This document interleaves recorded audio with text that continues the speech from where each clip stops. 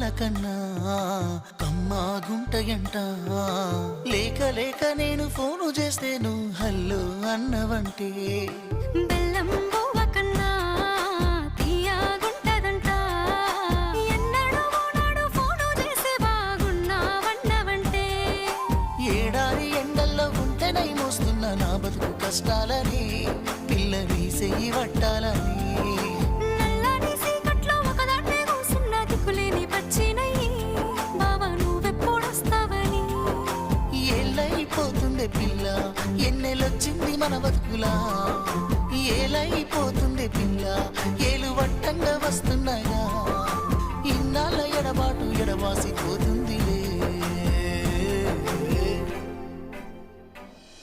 ఈ సీనయ్య గుండున్నదే సినదారా నీ కోసము.